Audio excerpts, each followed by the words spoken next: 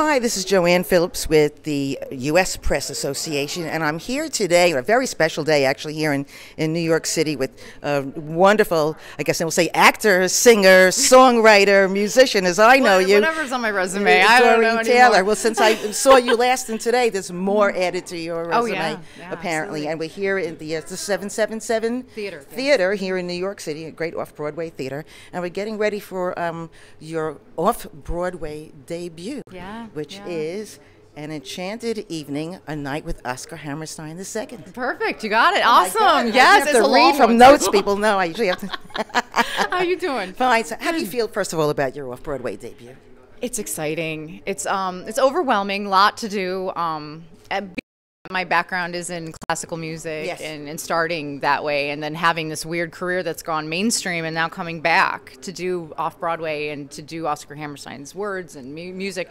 It's incredible to kind of come full circle in my career and to land here in the heart of Broadway, right where it all started with Oscar. It's incredible. Sure, and I have to say, near and dear to my heart is the fact that this particular production is benefiting the Oscar Hammerstein Theater in Pennsylvania. Yes, we're trying to raise money and awareness to save Highland Farm, which was Oscar Hammerstein's home in Doylestown, PA. Right. And a lot of people don't know that he lived there many of the years, but really the rest of his life, at the end of his life, and he wrote all the Rodgers and Hammerstein musicals there. That amazing. Collaboration began there, so you hear, like, you go there. I've visited many times. I've taken photo shoots there, and it's an incredible experience to visit and to see these, where he actually was inspired to write the words of Oklahoma, and to look out at the green pastures, and to look at the farmland, and to see what he was thinking when he was actually writing these words. Like, there's a bright golden haze on the meadow. There's a bright golden haze on the meadow. The corn is as high as an elephant's eye. The inspiration, it's right incredible, there. And then you're there, and you're seeing what he was seeing. I love to hear the backstories for lyrics. Oh, it's incredible. Like it's incredible, and you feel it. When you actually go and visit, you feel. It's not even just you understand it, you now feel it.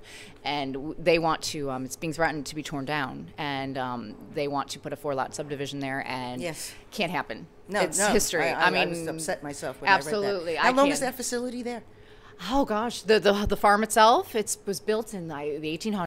Okay. He purchased it, I believe, in, I want to say 1940-ish, and he passed away in his own bed in Highland Farm. Wow. Yeah, and that was in 1960. So yeah, so he lived there, and it's sad to see that even over the years that 20 acres has turned into 10 acres, which has turned into 5 acres, and now they want to even get rid of that. And right. It's unbelievable. Terrible. It's unbelievable because and especially now with everything going on in the climate. We have to preserve history, and we have to preserve the good history. And preserve the arts. Oh, preserve the arts, preserve... I mean, this is a person who opened doors well ahead of his time. I mean, he wrote Showboat in 1927, and it was the first interracial musical ever that allowed blacks and whites on the stage at the same time. Right. So think about that in the 1920s, and then the first interracial kiss didn't happen until, probably about 40 years after that on TV. So, he was way ahead of his time, and he was always pushing the boundaries. South Pacific, where that was all about bigotry, and one of the most beautiful songs I believe he ever penned was You've Got to Be Carefully Taught. And it's an incredible song about, we're not born with it, racism. It's something that we're taught. Yes. And it's an incredible thing to think about this being written right after post-World War II, and it's incredible. Very timely. And let me ask you this while I readjust myself on the stool. So stools are fun, aren't they? This bionic babe doesn't fall off. Okay. I hope you'll catch me. You just want to get closer to me. Right. I don't blame you. I am a big fan of your work. Oh, thank you, as I have you. This is a very unique concept, this production. This is what's called a docu-musical. It's the first ever. I believe we've coined the term. So. Nothing has ever been referred to as a theatrical production. I mean, they've had movies and things where they call them docu-musicals, but nothing we're doing. Right. We're incorporating museum curated footage, hours and hours of preparation and editing, and to come up with this amazing story to paint.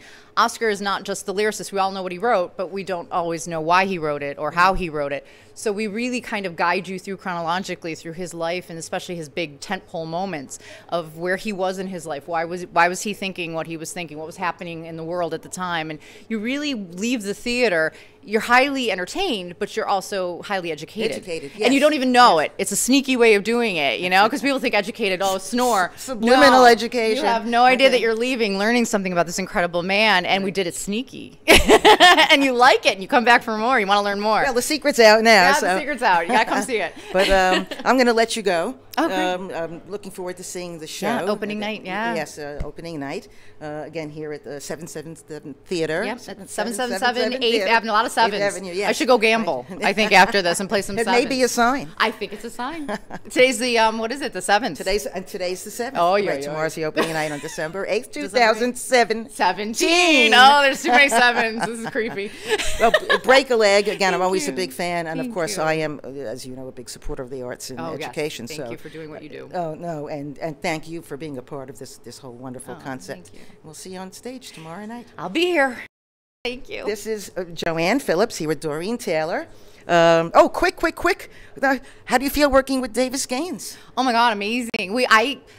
I worked with him when I was first starting out my career. I was in college, and I was at Temple University, and I was doing the opera program there, and they cast me opposite him as like really one of the most amazing experiences because it was kind of reversed. He's our guest artist for this show, and I was the guest artist for his show. Oh, how nice. So we came in, and he was such a man that I never forgot that he was one of the few people that really opened doors for me. He did things for me, paid it forward, and I learned by that. I said, this is a man who didn't want anything in return, was just grateful for the opportunities that he was given, and he helped me out. And when I was thinking about casting this show all these years later, I said, you know what? I can't think of doing it with anyone else. He was in 2,000 plus Guinness Book of World Records for Phantom of the Opera. Yeah, he was Phantom. He also played Raoul as well. I mean, he did that role. I mean, he knew that musical in and out. Dolly, I sang opposite him. He actually did Raoul when I sang, and I was his Christine. Wow. So it was pretty incredible. And on that note, now we will go. Again, we're talking here with Doreen Taylor, who is starring in An Enchanted Evening.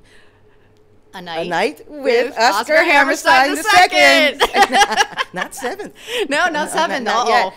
7th is 2. I got to find like some mathematical. Again, break a leg. Always good talking to you. Thank you, sweetie. This is Joanne Phillips here, coming all the way from the Jaybird universe out there at the U.S. Press Association.